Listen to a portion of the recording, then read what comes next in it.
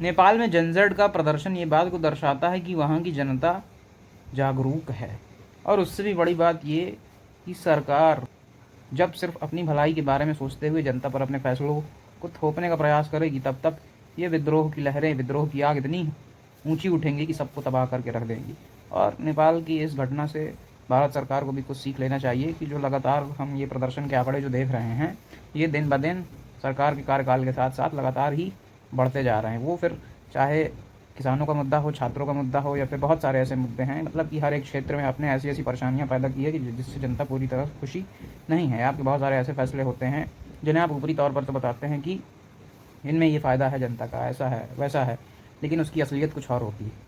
वो उसमें अंदर जो सच्चाई है वो कुछ और है, बाहर से जो आप दिखाने का प्रयास करते हैं सुंदर बना करके, उसकी असलियत कुछ और है। ये ठीक उसी प्रकार है कि जैसे कि गोबर के ऊपर क्रीम लपेट दी गई हुई है, उसे बताया जा रहा है केक। तो आपके फैसले भी बहुत सारे मामलों में कुछ इसी प्रकार के होते हैं। जैसे कि हाल ही में अभी E20 फ्यूल का जो सिस्टम है, जो लॉन्च किया गया है पूरे इंडिया में, जो रोल आउट कर दिया गया है, उसमें बहुत सारे ऐसे फ़ायदे बताए गए हैं जो कि पूरी तरीके से बेबुनियाद हैं और एकदम से इलॉजिकल चीज़ें हैं।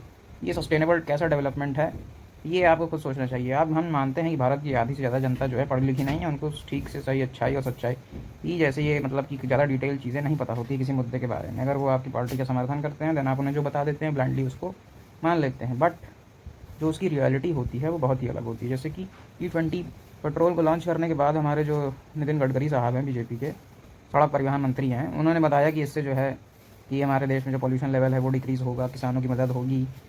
तो उनको पहली बात तो ये सोचना चाहिए कि जो 20% आप पेट्रोल में इथेनॉल मिला रहे हैं, 1 लीटर इथेनॉल प्रोड्यूस करने के लिए कितने ज़्यादा लीटर पानी की खपत होती है। तो अगर किसानों पे, और जो इथेनॉल होता है दूसरी बात, वो वाटर इंटेंसिव क्रॉप है ना, शुगर केन से बनता है। शुगर केन जो है वाटर इंटेंसिव क्रॉप है, मतलब इथेनॉल प्रोड्यूस होता है शुगर केन से, और शुगर केन जो है वाटर इंटेंसिव क्रॉप है। उसको वाटर बहुत ज़्यादा चाहिए, पानी बहुत ज़्यादा चाहिए शुगर केन को, जिसकी वजह से जो उस इलाके का जो वाटर लेवल है, ग्राउंड वाटर लेवल है, वो बहुत ज़्यादा डिक्रीज़ हो जाएगा।